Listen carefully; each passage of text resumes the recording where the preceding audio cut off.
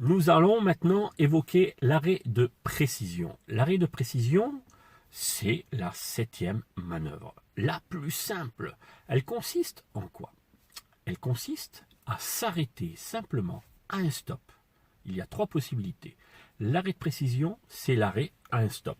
Vous savez, je suppose, vous arrêtez à un stop, c'est s'arrêter à un endroit précis. Donc un arrêt au stop est considéré comme un arrêt de précision. C'est pour cette raison qu'au permis, on dit souvent, mais je n'ai fait qu'une manœuvre. Oui, tu as fait le demi-tour, mais tu as fait un arrêt de précision. Un stop est considéré comme un arrêt de précision.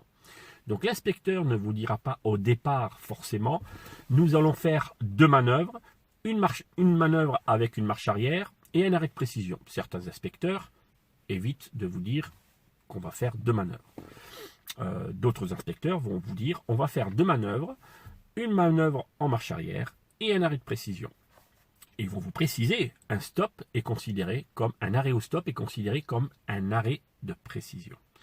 Mais il y a un autre aspect d'un arrêt de précision. Lorsque vous êtes en agglomération et il vous dira par exemple, on va s'arrêter à côté de ce poteau. Alors il faudra simplement s'arrêter à côté de ce poteau.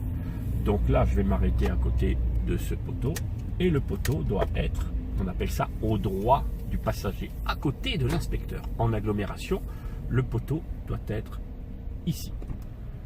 Voilà. Et là, je m'arrête. Là, j'ai réussi mon arrêt de précision. Maintenant, si vous êtes hors agglomération, l'inspecteur pourra vous dire la même chose. Nous allons nous arrêter à côté de ce poteau ou à côté de ce panneau ou à côté de cet arbre. Alors, il va juger votre capacité de ralentissement, donc rétrogradation. Si vous êtes en 5, 4e, 3e, et je vous répète qu'on a le droit de s'arrêter en 3e pour un arrêt de précision. Surtout hors agglomération. Vous faites 5, donc vous êtes en 5, 4, 4, 3, vous freinez et vous débrayez et vous vous arrêtez à côté. Par contre, là, il y a une marge.